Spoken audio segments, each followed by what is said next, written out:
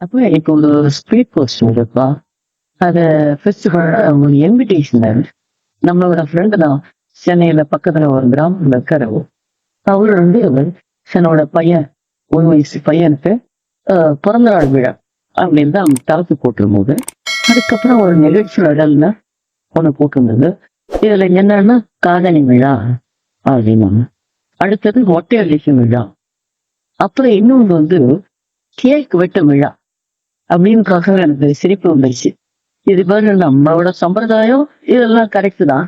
ஆனா கடைசியில எப்ப கேக் வெட்டும் விழா நம்மளுக்கு இது எங்க இருந்து வந்தது? காட்டு தீ மாதிரி இது நம்ம எல்லா அதாவது சின்ன சின்ன கிராமங்கள்ல கூட இது பெரிய அளவுல கொண்டாடுறாங்க. அது வந்து பாத்தீங்கன்னா கிராமத்துல என்னென்ன கேக் பண்ணுவோம். ஒரு பிங்க் கலர்ல கொண்டாந்து வைக்கிறான். எதா இருந்தாலும் கேக் அவ்வளவுதான்.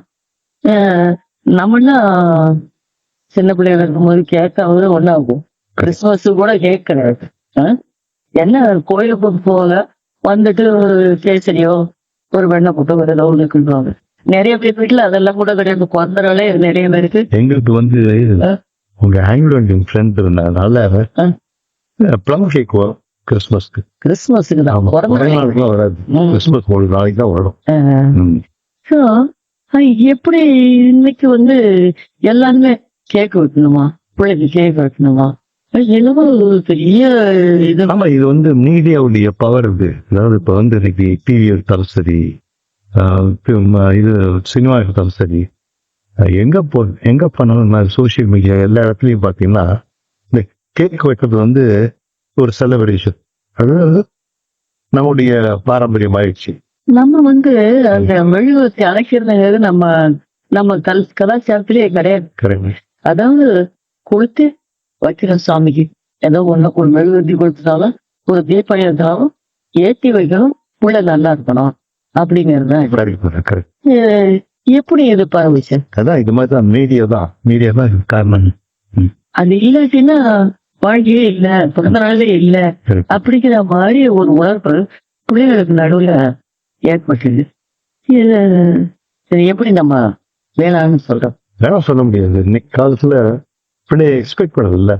சின்ன பிள்ளைல வந்து கேக் வெட்டலையா, கேட்கும்ல. சரி பரவாயில்ல, நமக்கு வந்து எங்க முடியுமோ அதெல்லாம் கேக் வெட்டலாம். இந்த மாதிரி ஒரு காட்டுக்கு இன்னொன்னு வந்து நம்ம காமராஜர் முதலமைச்சர் இருக்கும்போது 50s நினைக்கிறேன், ஜனங்களுக்கு அடுப்பு பத்த வைக்க நிறைய பேக் கிடைக்கும்.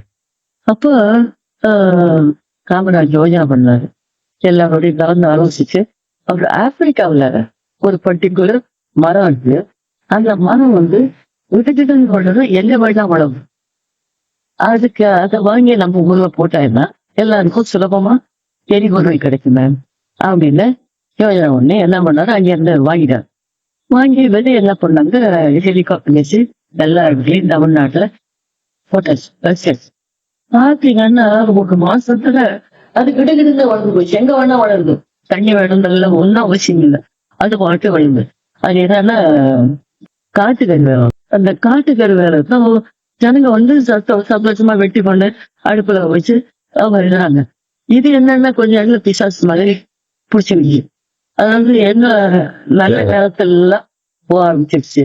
பயிர் பண்ற இடமெல்லாம் அந்த காட்டுக்கறி வேலை ஏறி போயிடுச்சு. இன்னைக்கு கவர்மெண்ட் வந்து அதுல சரி அப்படின்னு பாக்குறாங்க. அமெரிக்கால இந்தியன்ஸ் இருக்காங்கல்ல, சொல்றவங்கள, அவங்க ஒரு அழகான ஒரு பிரின்சிபல் வச்சிருக்காங்க. என்னன்னா எந்த வேலை செஞ்சாலும் எந்த காரியம் செஞ்சாலும் நீ 7 தலைமுறைக்கு அது எப்படி வந்து பாதிக்குன்னு யோசனை பண்ணணும். This is called seventh generation principle பேர். இது வந்து நான் நிறைய செமினார்லாம் சொல்லியிருக்கேன்.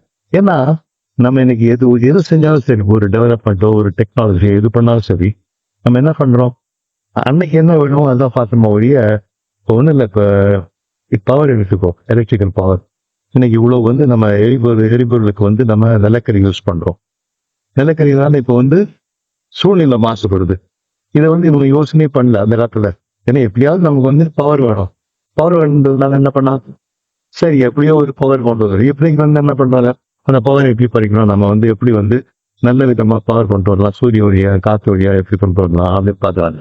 அதனால நம்ம வந்து எந்த காரியம் செஞ்சாலும் அந்த காலத்துல நம்ம நம்ம யோசிக்காம செய்வோம், இல்ல நம்ம மீடியாவனால இந்த கேட்க வெட்டுற விஷயம் இல்ல, இந்த மீடியாவனால சரி ஓகே அதான் பண்ணணும் அப்படின்னு ஒரு அதனால என்ன பண்ணணும். என்ன குவாலிட்டி இருக்கு, ஏன் அங்க வந்து இப்ப அமெரிக்காலையும் யூரோப்ல எல்லாம் கேக் வெட்டுறாங்க, அது வேற விஷயம்.